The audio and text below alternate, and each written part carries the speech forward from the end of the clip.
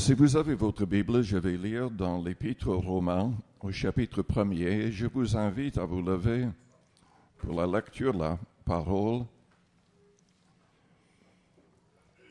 Vous savez, il y a de plus en plus de gens qui n'honorent pas la parole. Il y a de faux prophètes qui prétendent que la Bible n'est qu'un livre d'histoire, qu'on doit avoir un prophète pour notre génération qui reçoit directement des révélations de Dieu pour nous et qu'on ne peut même pas être sauvé à moins d'écouter ce prophète-là. C'est démoniaque. C'est démoniaque. C'est démoniaque. Selon Hébreux chapitre 1er, Dieu nous a parlé dans ces derniers temps par Jésus-Christ. Il nous a parlé par des prophètes avant, mais la parole du Christ ne peut pas être changée en aucune manière. C'est vrai que Jésus envoie des prophètes, mais pas avec une nouvelle révélation doctrinale. Absolument pas. Les prophètes proclament la parole du Christ, révèlent ce qui est caché dans les cœurs, prédisent parfois des choses qui sont en accord avec ce qui est écrit, mais ils n'inventent pas de nouvelles doctrines. Et ils restent dans le contexte d'humilité. Car la Bible dit que dans Corinthiens 14, que 2 ou 3 prophètes parlent et que les autres jugent. Pour quelle raison? Parce qu'on peut se tromper. Parce qu'on peut parler de son propre cœur au lieu de parler véritablement de Dieu. Enfin, ça c'est un autre message. Nous allons lire dans Romains chapitre 1er, à partir du verset 8. Je rends d'abord grâce à mon Dieu par Jésus-Christ au sujet de vous tous, de ce que votre foi est renommée dans le monde entier. Dieu que je sers en mon esprit dans l'évangile de son Fils, mais témoin que je fais sans cesse mention de vous, demandant continuellement dans mes prières d'avoir enfin, par sa volonté, le bonheur d'aller vers vous, car je désire vous voir, pour vous communiquer quelques dons spirituels, afin que vous soyez affermis, ou plutôt, afin que nous soyons encouragés ensemble, au milieu de vous par la foi, qui nous est commune, à vous et à moi. Je ne veux pas vous laisser ignorer, frères, que j'ai souvent formé le projet d'aller vous voir, afin de recueillir quelques fruits parmi vous, comme parmi les autres nations. Mais j'en étais empêché jusqu'ici.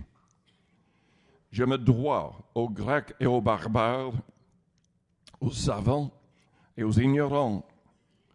Ainsi, j'ai un vif désir de vous annoncer aussi l'Évangile, à vous qui êtes à Rome, car je n'ai point honte de l'Évangile.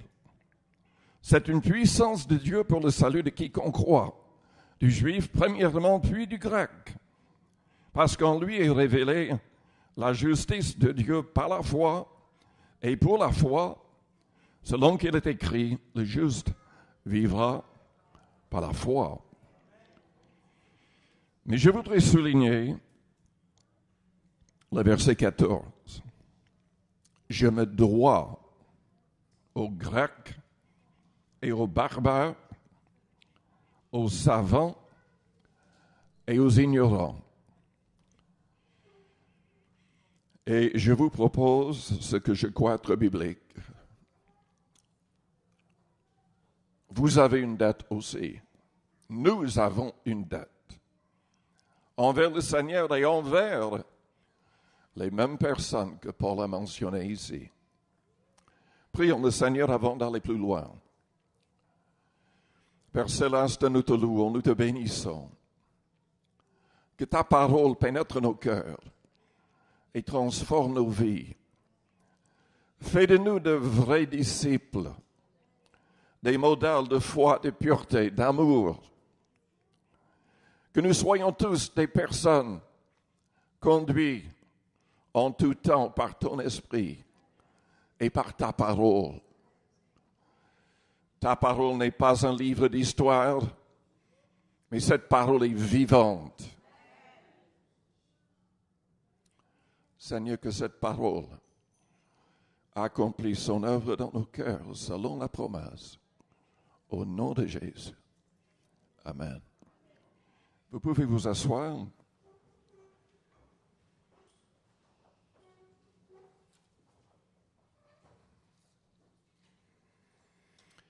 Je ne parle presque jamais de l'argent.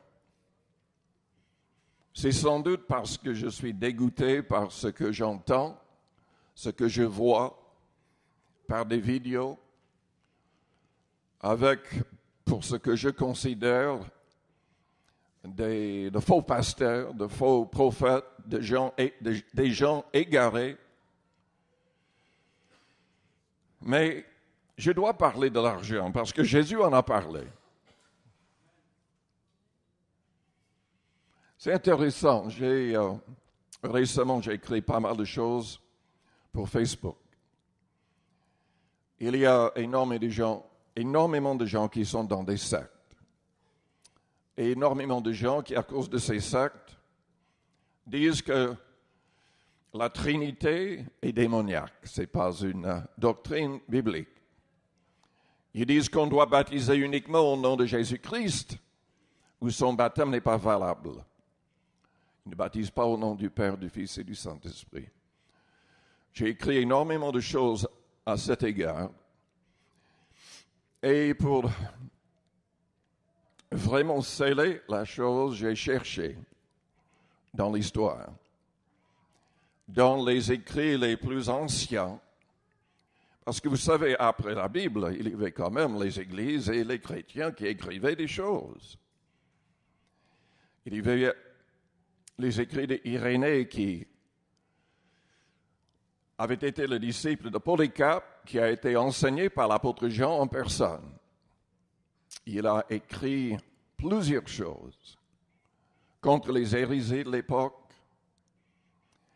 concernant la prédication apostolique. Et il a souligné le fait qu'il baptisait au nom du Père, du Fils et du Saint-Esprit. Il ne baptisait pas uniquement au nom de Jésus seul. Il y a aussi un autre document encore plus ancien qui s'appelle la Didactée, qui, selon l'histoire, les églises un peu partout l'utilisaient avec les épîtres.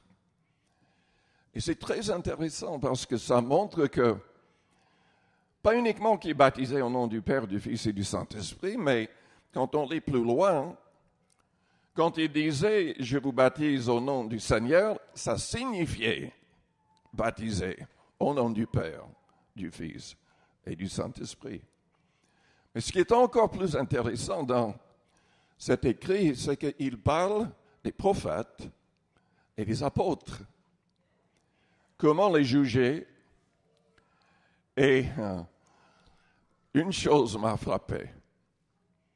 Si un prophète prophétise, et il prophétise dans le sens « donne-moi de l'argent », c'est un faux prophète. Déjà souligné à cette époque-là. Et s'il voulait rester 1, 2, 3 jours, et même plus, sans travailler, sans rien faire, c'était un faux prophète, un faux apôtre. Il voulait que tous travaillent, qu'ils s'occupent du mieux possible et qu'ils ne dépendent pas des autres.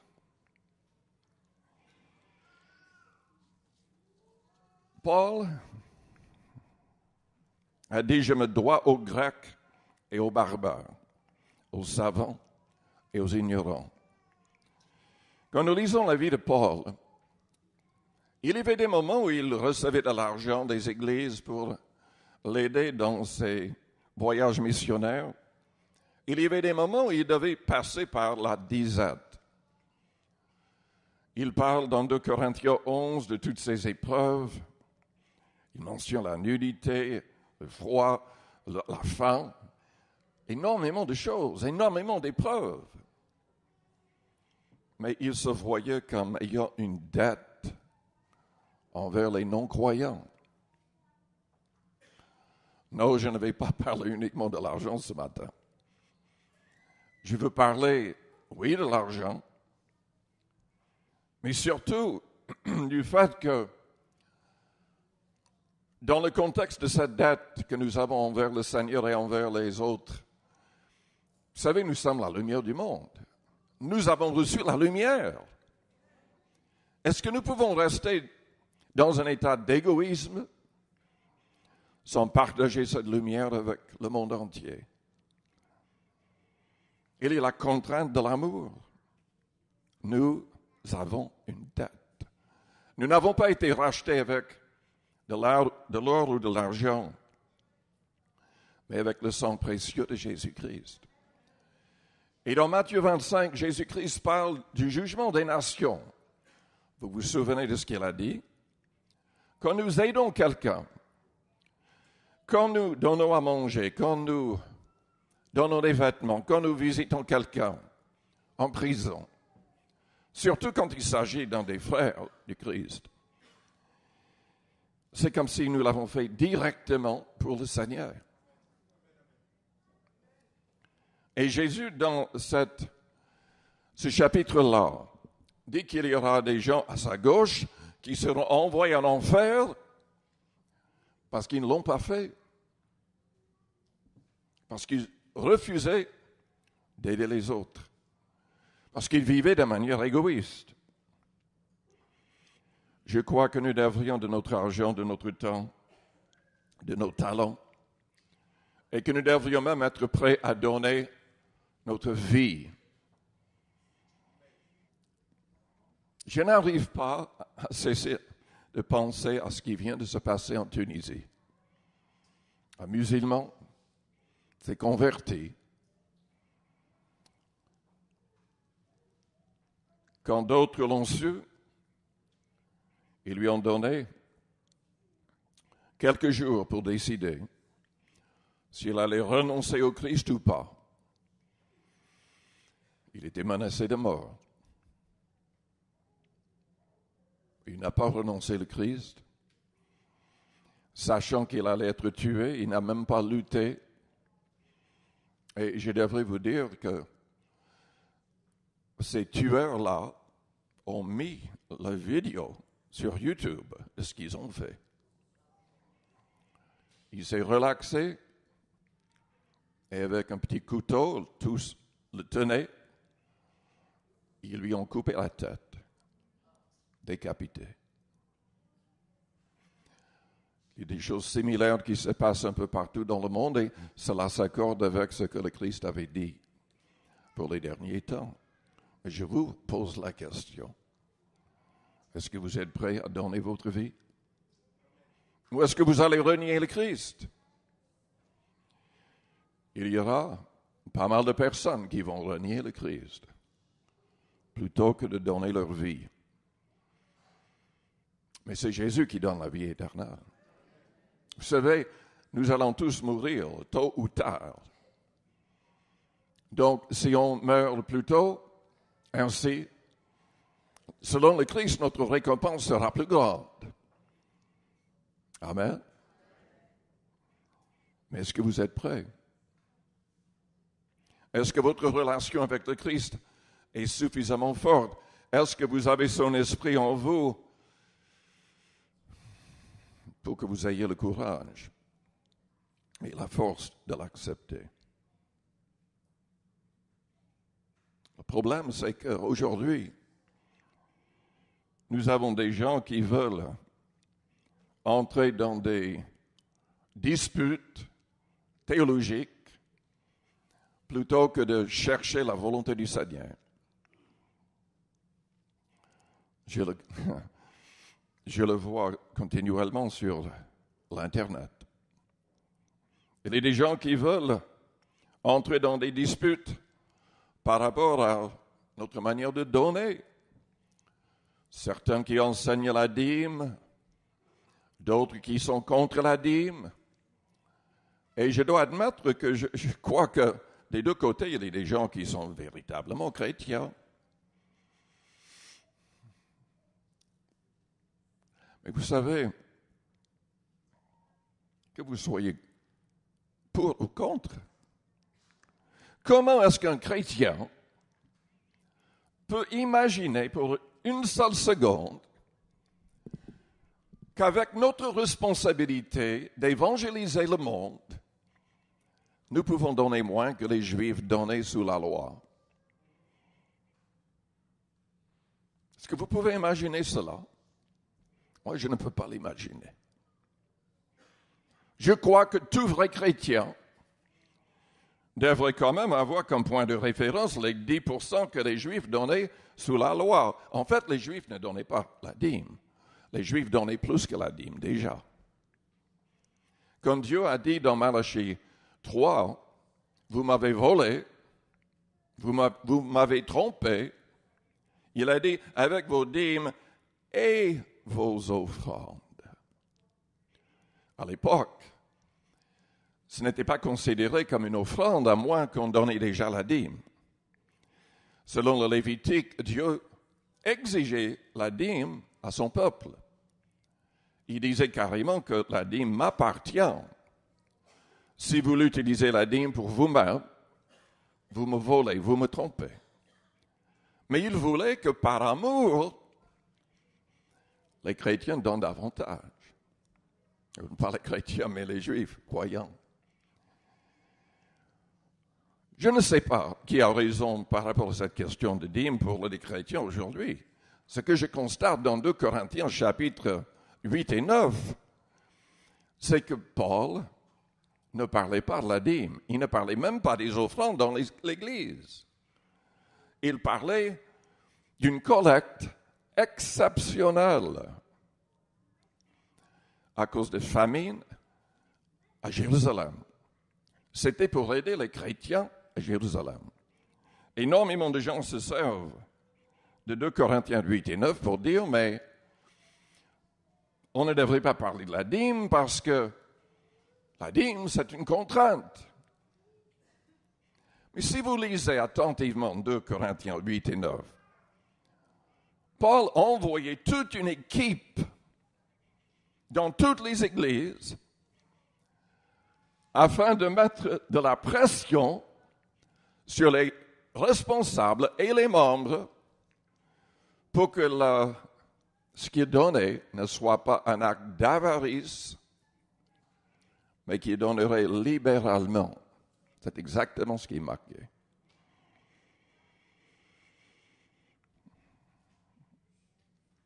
Lisons un passage dans 2 Corinthiens 8.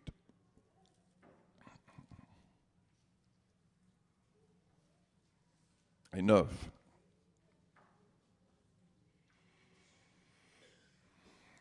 En fait, il a envoyé toute une équipe pour 2 raisons. Il ne voulait pas que qui que ce soit dise qu'il avait pris l'argent pour lui-même.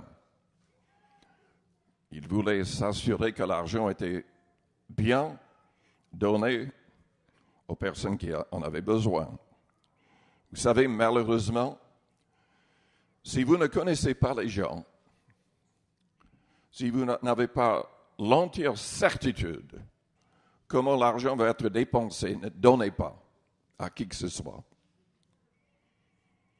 Moi, je connais des gens qui se disent serviteurs du Seigneur, qui prennent de l'argent, ils disent que c'est pour des orphelins, c'est pour ceci, c'est pour cela. Il n'y a pas un seul centime qui arrive pour aider les orphelins. Je connais des gens en Californie, une personne en tout cas.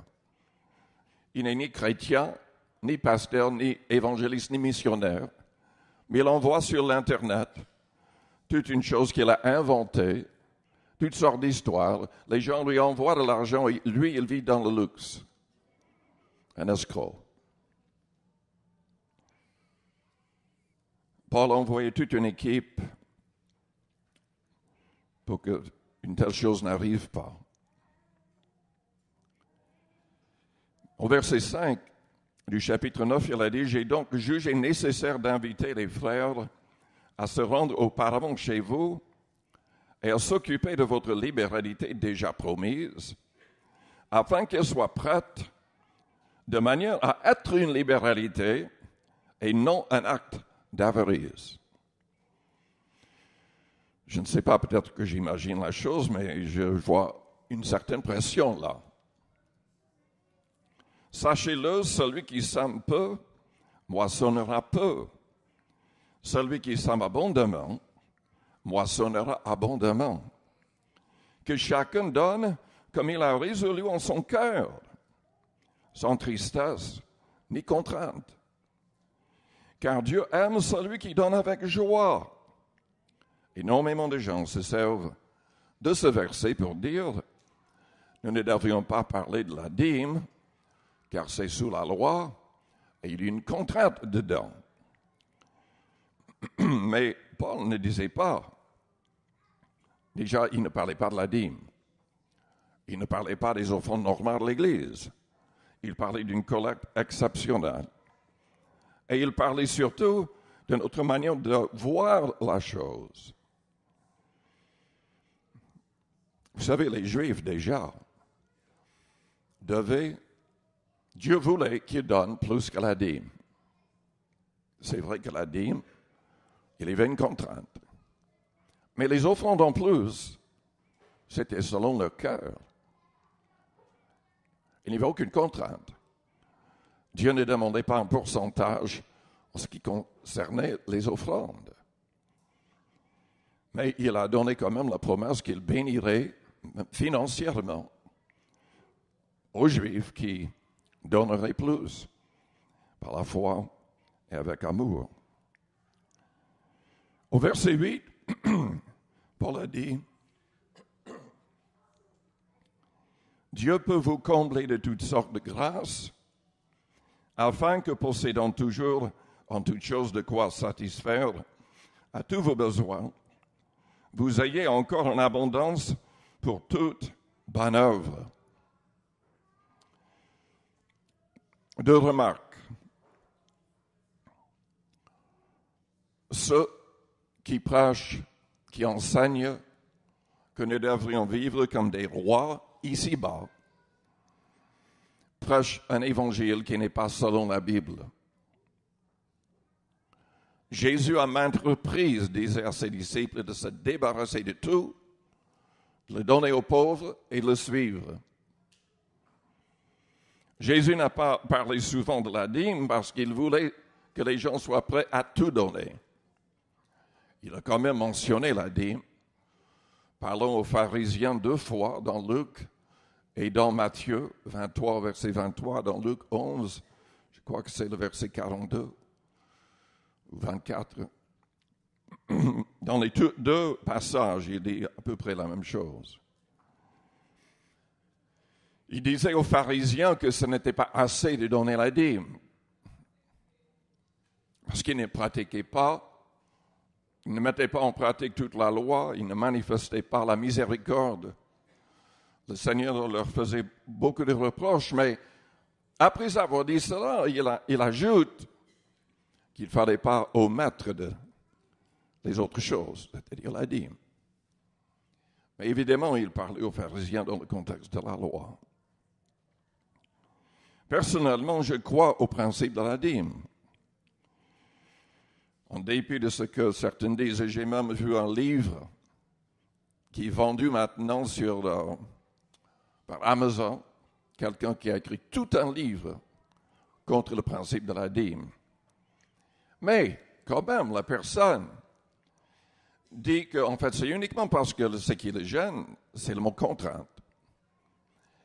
Il ajoute, et c'est bien, il ajoute que de toutes les manières, les chrétiens devraient donner plus que la dîme, même si on ne croit pas au principe de la dîme. Enfin, ce sont des disputes pour rien, des différences pour rien.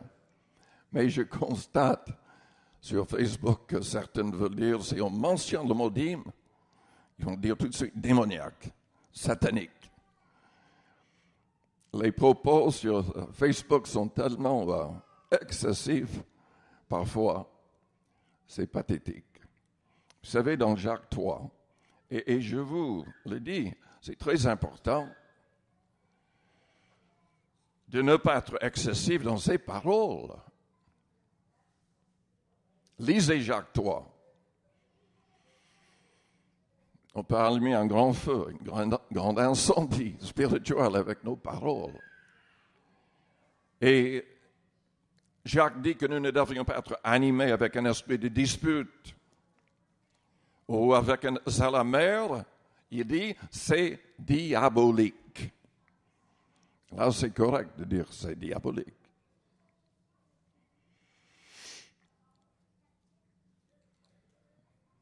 Dieu désire pourvoir à nos besoins, non pas à nos convoitises. Il ne veut pas que nous vivions dans un luxe extrême. Il veut qu'on soit modéré dans tous les domaines. Dieu peut nous combler. Il peut, mais ce n'est pas marqué qu'il va le faire. C'est très important cela. Parce que Dieu ne va pas enrichir n'importe qui. S'il le faisait avec tous, il y a beaucoup de gens qui tomberaient dans le péché. Et c'est ce qui arrive. Selon 1 Timothée chapitre 6, l'amour de l'argent est la racine de tous les maux. Et Paul va jusqu'à dire dans ce chapitre que ceux qui prêchent, qui enseignent que la piété est une source de gain, ne sont pas sages. Pas du tout. Cela dit, je vais vous dire que je connais des personnes qui, parce que ces personnes voulaient vraiment que leur argent compte pour Dieu, ont fait des pas par la foi. J'oublie le nom de la personne, son nom m'échappe pour l'instant. Mais lui et ses frères faisaient la même chose. Et lui, il a écrit le livre « Dieu dirige mes affaires ». Vous vous souvenez de son nom? Le Turneau, oui. Il était dans une autre église, dans notre mouvement à Détroit. Et en fait, il ne voulait pas donner simplement 10%, il a décidé de commencer en donnant 20%. Et Dieu le bénissait et il donnait 30, 40, 50, 60. Je crois qu'à la fin, il donnait 95%. Et il vivait avec 5. Je crois que c'est bien, c'est magnifique. Mais cet enseignement qui dit il faut qu'on vive comme des rois, comme des princesses, qu'on doit manger dans les meilleurs restaurants, dépenser des sommes phénoménales pour nous-mêmes, ce n'est pas biblique, c'est démoniaque. C'est la convoitise de la chair. Nous avons une dette envers le Seigneur, une dette envers les inconvertis dans le monde. Comment est-ce que nous pouvons vivre dans un luxe extrême avec autant de personnes qui sont dans la pauvreté? C'est honteux ce qui est enseigné dans beaucoup de milieux évangéliques. Parfois, j'ai tellement honte que j'ai envie de changer le nom de notre Église. Mais il y a beaucoup qui sont fidèles à la parole quand même. Revenons à ce que Paul a dit.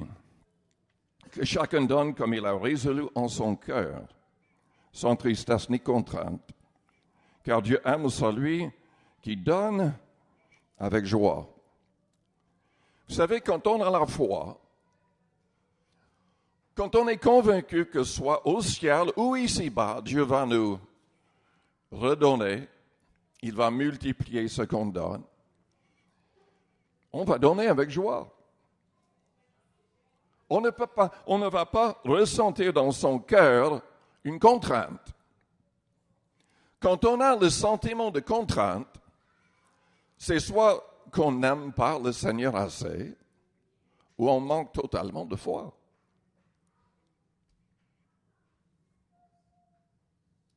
Nous ne croyons pas qu'il va nous bénir en retour. Dites à la personne à côté de vous, c'est vrai, même si ça vous gêne.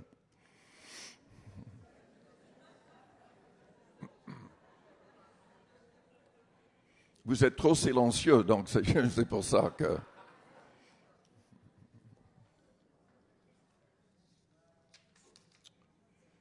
Je voudrais vous lire ce que j'ai écrit dans la vie chrétienne authentique. On l'utilise avant de baptiser les gens. Cet après-midi, il y aura 6 personnes, Dieu voulant, qui vont passer par les eaux du baptême ici. Et j'ai réécrit cette partie qui parle de l'argent. Je voudrais vous le lire. La cupidité, c'est-à-dire l'amour trop poussé pour l'argent, est une idolâtrie, selon la Bible. Nous lisons dans 1 Timothée 6, 10 que l'amour de l'argent est une racine de tous les maux. Dieu nous demande d'utiliser notre argent pour sa gloire, pour les pauvres et pour le salut des âmes.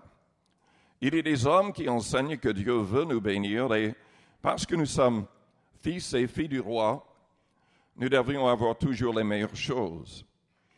En fait, ils vivent dans un luxe extrême avec l'argent du Seigneur. C'est grave. Je crois que Dieu peut nous bénir, mais que nous ne devrions pas vivre de manière égoïste ou de manière excessive quand il y a tellement de gens dans le besoin autour de nous. Selon la Bible, les chrétiens peuvent tout perdre en étant chrétiens. Même leur vie. Insister trop sur l'argent est mauvais, selon 1 Timothée 6. Néanmoins, la Bible dit que Dieu peut nous bénir si nous suivons certains principes. Qu'on soit pour ou contre le principe de la dîme comme étant pour les chrétiens, tout vrai chrétien engagé et qui marche par la foi dans les promesses de Dieu fera tout pour donner plus que 10% de ses revenus au Seigneur. Car Dieu demandait déjà la dîme et plus au peuple juif, qui n'avait qu'un seul temple à entretenir. Nous avons la responsabilité d'évangéliser le monde. Étant donné que le Seigneur nous ordonne d'évangéliser le monde, donner plus que 10% de ses revenus au Seigneur est indispensable pour la cause chrétienne. Jésus-Christ a dit aux pharisiens que donner la dîme n'était pas ce qui était le plus important dans la loi, mais qu'il ne fallait pas qu'ils négligent de la donner. Hébreux 7, en fait c'est Hébreux 5, 6 et 7,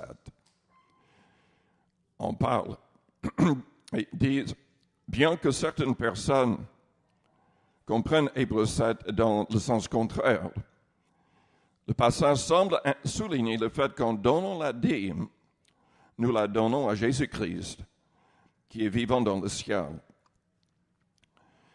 Nous ne donnons pas comme étant sous la loi, c'est-à-dire aux sacrificateurs dans le contexte du judaïsme, mais nous donnons à Jésus-Christ en donnant pour son royaume et son Église. J'ai lu dans ce livre contre la dîme qu'il disait qu'à l'époque, les gens ne donnaient pas l'argent. Ils donnaient de quoi manger, etc., etc. C'est pas faux. Si vous voulez donner ainsi, s'il y a une raison de donner ainsi, on peut le faire. Mais dans l'écrit, le didacté, c'était marqué qu'il parlait de la dîme, en fait. Et il parlait du fait de donner de ce qu'ils avaient à manger aux gens qui prêchaient l'Évangile. Selon Paul, nous sommes tous enfants d'Abraham si nous marchions par la foi comme lui.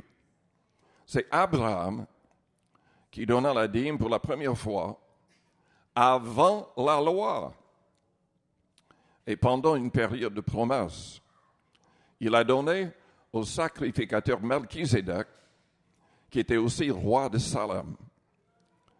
Jésus est notre sacrificateur selon l'ordre de Melchisédek, selon l'Épître aux Hébreux. C'est souligné à maintes reprises. Abraham commença à donner par la foi, croyant que Dieu allait le bénir en retour. Plutôt Jacob, qui est devenu Israël, a fait un pacte avec Dieu disant qu'il donnerait la dîme, 10% de tout, si Dieu le bénissait. C'est dans la Genèse au chapitre 28. Sous la loi de Moïse, et je souligne le fait que Abraham, Isaac et Jacob vivaient avant la loi. Sous la loi de Moïse, les Juifs étaient appelés par Dieu à donner plus que la dîme par la foi. Dieu a dit que la dîme lui appartenait, mais il voulait que son peuple manifeste son amour par des offrandes volontaires en plus. Tout était pour le sanctuaire, le temple, et pour soutenir les sacrificateurs de la tribu de Lévi qui s'occupaient du temple et des sacrifices. Abraham donna à Melchisédek. Nous ne sommes pas sous la loi, mais sous la grâce. Donc, nous ne donnons pas aux Lévites, ou dans le contexte du judaïsme, mais à Jésus-Christ qui, selon l'Épître aux Hébreux, est vivant dans le ciel, notre souverain sacrificateur, selon l'ordre de Melchisédek. Il y a de bons chrétiens qui sont contre le principe de la dîme, disant que cela vient de la loi de Moïse et que c'est une contrainte.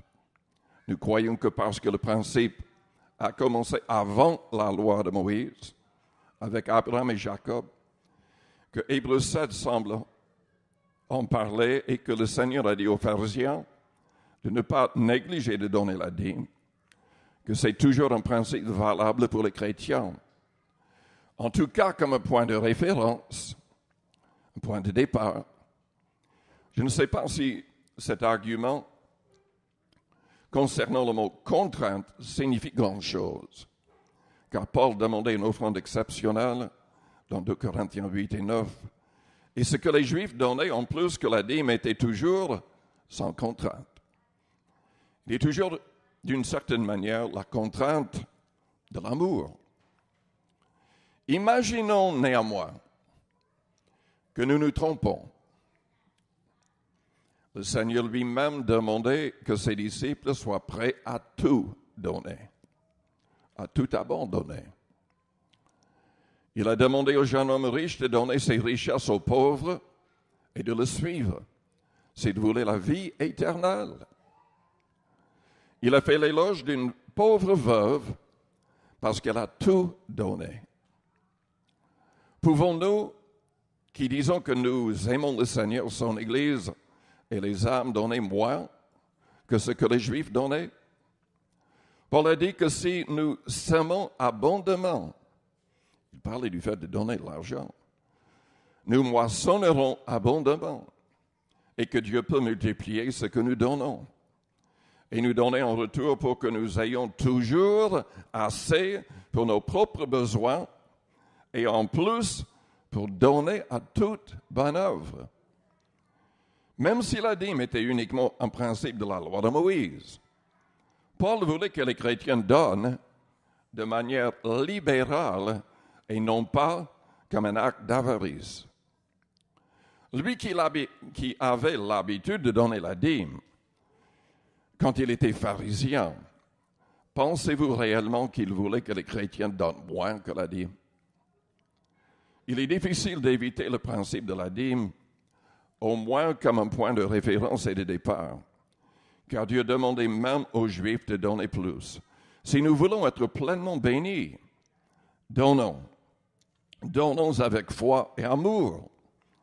donnons aussi en premier à Dieu avant de faire autre chose avec notre argent.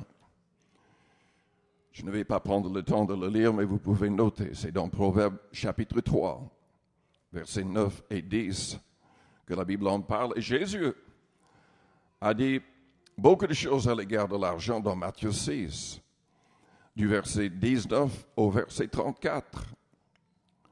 Une personne qui aime le Seigneur et qui est remplie de foi et d'Esprit Saint n'aura jamais le sentiment de contrainte.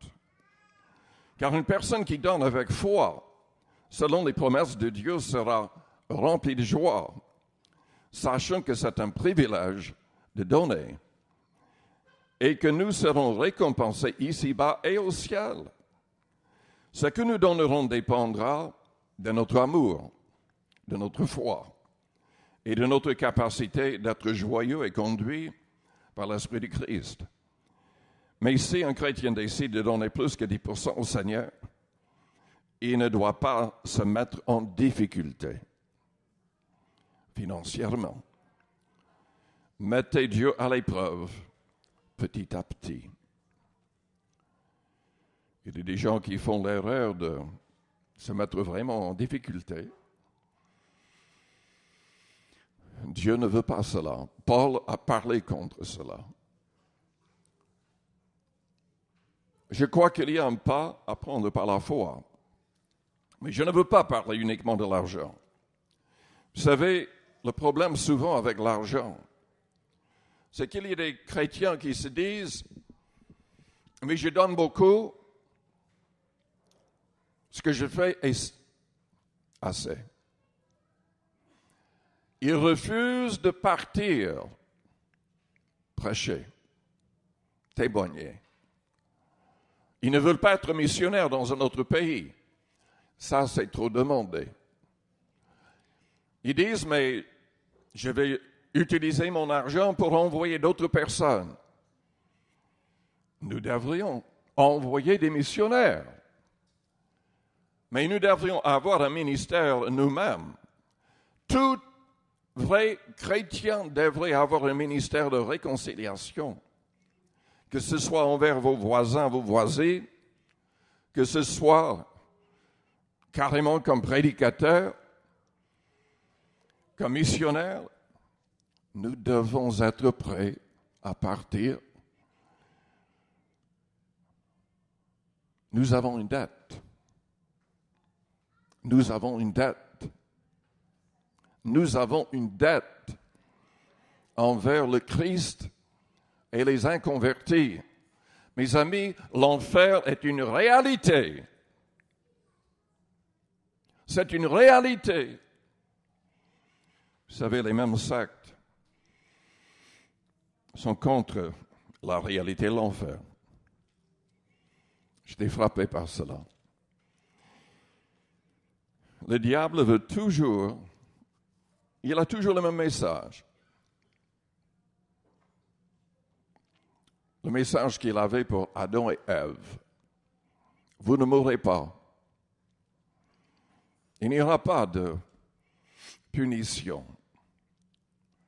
Si vous mangez de ce qui est interdit, vous serez comme des dieux.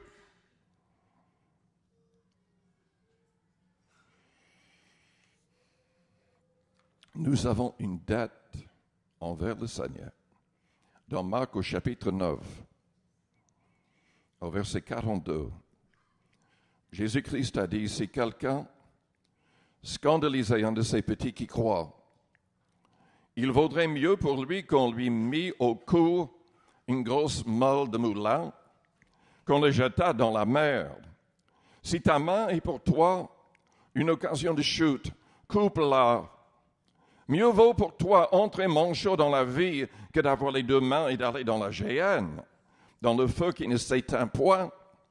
Si ton pied est pour toi une occasion de chute, coupe-le. Mieux vaut pour toi entrer boiteux dans la vie que d'avoir les deux pieds et d'être jeté dans la géhenne, dans le feu qui ne s'éteint point. Si ton œil est pour toi une occasion de chute, arrache-le. Mieux vaut pour toi entrer dans le royaume de Dieu, n'ayant qu'un œil que d'avoir deux yeux et d'être jeté dans la géhenne. où les vers ne meurent point et où le feu ne s'éteint point. C'est une réalité.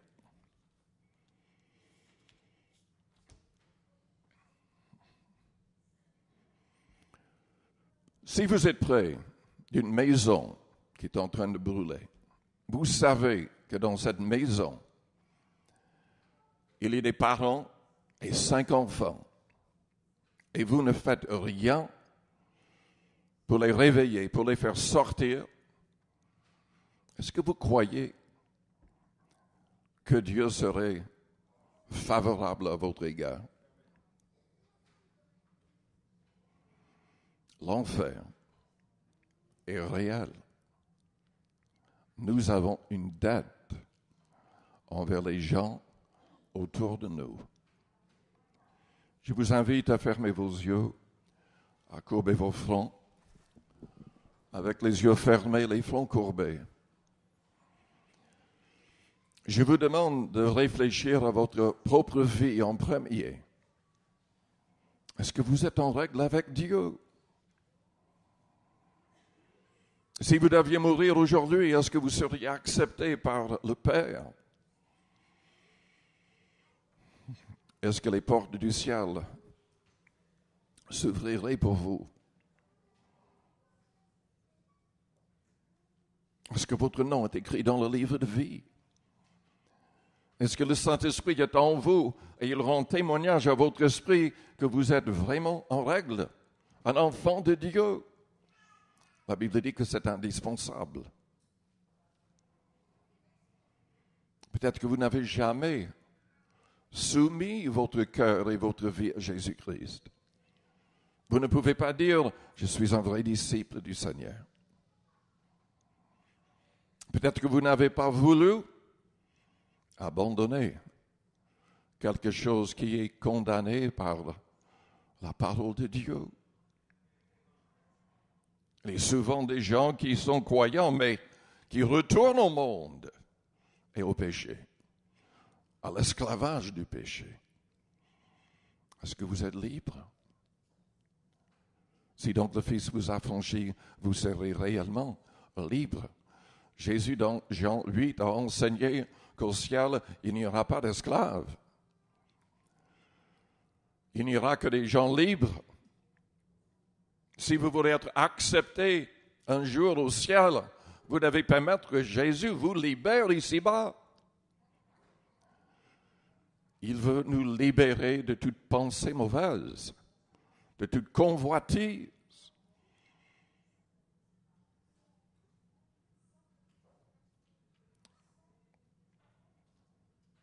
Pendant que les yeux restent fermés, les fronts courbés, si vous avez besoin de prière, vous voulez mettre votre vie en règle, vous voulez que le Seigneur vous libère de quelque chose, faites-moi signe en élevant votre main juste pour un instant. Je la verrai. Je prierai pour vous. Merci.